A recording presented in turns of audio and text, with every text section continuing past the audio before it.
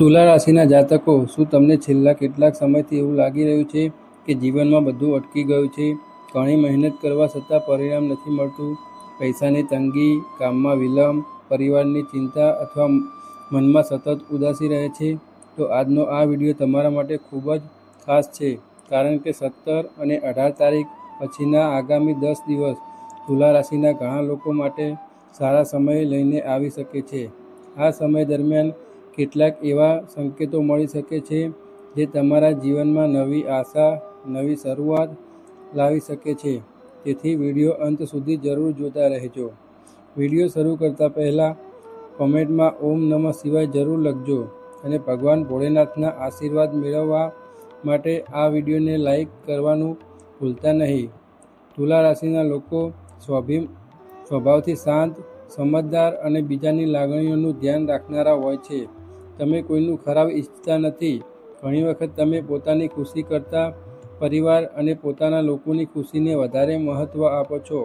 પરંતુ ઘણા વખત એવું પણ બન્યું હશે કે તમારા સારા સ્વભાવનો કેટલાક લોકોએ ફાયદો ઉઠાવ્યો હશે. તમે વિશ્વાસ કર્યો હશે અને બદલામાં નિરાશા મળી હશે. તમે મહેનત કરી હશે અને સફળતા કોઈ બીજાને મળી હશે. પરંતુ મિત્રો, જીવનમાં હંમેશા એક સરખો સમય રહેતો નથી. ખરાબ સમય આવે છે તો સારો સમય પણ જરૂર આવે છે. આગામી 10 દિવસ તમારા માટે કેટલાક સારા સંકેતો લઈને આવી શકે છે. જે કામ લાંબા સમયથી અટવાયેલા હતા, તેમાં ધીમે ધીમે ગતિ આવી શકે છે. જો તમે નોકરીની શોધમાં છો તો કોઈ સારા સમાચાર મળી શકે છે. જો તમે વેપાર કરો છો તો કોઈ નવી તક મળી શકે છે. જો તમે આર્થિક મુશ્કેલીઓમાંથી પસાર થઈ રહ્યા છો તો રાહત મળવાના સંકેતો બની શકે છે. પરંતુ એક વાત યાદ રાખજો, માત્ર ભાગ્ય બદલવાની જ રાહ જોવાથી કંઈ થતું નથી. તક આવે ત્યારે તેને ઓળખવી અને તેનો લાભ લેવો પણ જરૂરી છે. ઘણી વખત તક આપણા સામે જ ઊભી હોય છે, પરંતુ ડર અને શંકાના કારણે આપણે તેને જોઈ શકતા નથી. તેથી આવનારા દિવસોમાં પોતાનામાં આત્મવિશ્વાસને મજબૂત રાખજો. તુલા રાશિના ઘણા લોકો કેટલાક મહિનાઓથી માનસિક તણાવમાંથી પસાર થયા છે. મનમાં સતત ચિંતા રહે હશે, ભવિષ્ય વિશે પ્રશ્નો ઊભા થયા હશે. પરંતુ હવે ધીમે ધીમે મનમાં શાંતિ આવતી જોવા મળી શકે છે. કેટલાક એવી ઘટનાઓ બની શકે છે જે તમને ફરી આશાવાદી બનાવે. કોઈ સારા સમાચાર, કોઈ જૂની સમસ્યાનો ઉકેલ અથવા કોઈ નવી તક મળવાના તમારા જીવનમાં ખુશી લાવી શકે છે. પરિવારની વાત કરીએ તો ઘરમાં લાંબા સમયથી ચાલી રહેલી ગેરસમજ દૂર થવાની શક્યતા છે. પરિવારના સભ્યો સાથે સંબંધો વધુ મજબૂત બની શકે છે. ઘરમાં કોઈ શુભ કાર્યની ચર્ચા થઈ શકે છે. ઘણા લોકો માટે આ સમય પરિવાર સાથે ખુશીની ક્ષણો પસાર કરવાનો બની શકે છે. પ્રેમ સંબંધમાં પણ સુધારો જોવા મળી શકે છે. જો કોઈ ગેરસમજ ચાલી રહી હોય તો વાતચીત દ્વારા તેનો ઉકેલ આવી શકે છે. જીવનસાથી સાથે વધુ સમય પસાર કરવાથી સંબંધોમાં મીઠાશ વધશે. નાની નાની બાબતોને લઈને વિવાદ કરવાને બદલે એકબીજાને સમજવાનો પ્રયત્ન કરજો. આર્થિક બાબતોમાં થોડું ધ્યાન રાખવાની જરૂર રહેશે. આવક વધે તેવા સંકેતો છે, પરંતુ સાથે સાથે બિનજરૂરી ખર્ચા પણ વધી શકે છે. તેથી પૈસાનો ઉપયોગ સમજદારીથી કરજો. કોઈ મોટું રોકાણ કરતા પહેલાં સંપૂર્ણ માહિતી મેળવી લેજો. ઉતાવળમાં લેવાયેલો નિર્ણય ટાળજો.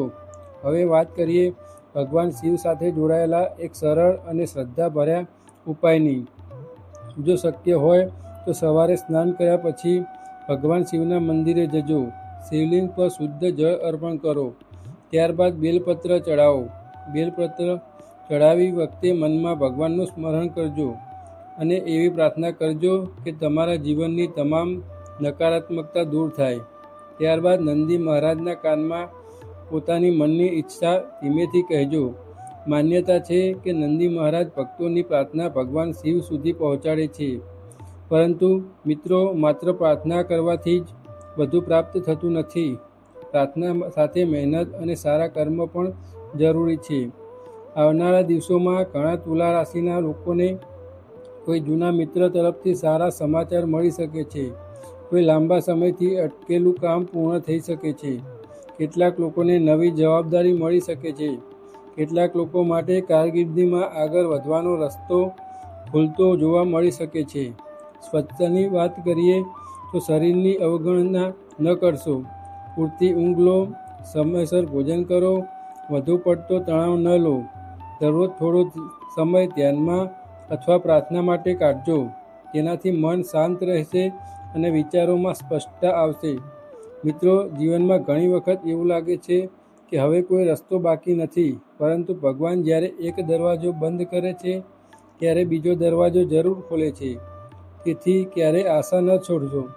પોતાના પર વિશ્વાસ રાખજો, ભગવાન પર શ્રદ્ધા રાખજો અને સતત પ્રયત્ન કરતા રહેશો. આવનારા 10 દિવસ તમને એક સંદેશ આપી રહ્યા છે કે આ સમય ડરવાનો નથી, જાગવાનો છે. આ સમય ભાગ્યને દોષ આપવાનો નથી, પરંતુ મળતી તકને ઓળખવાનો છે.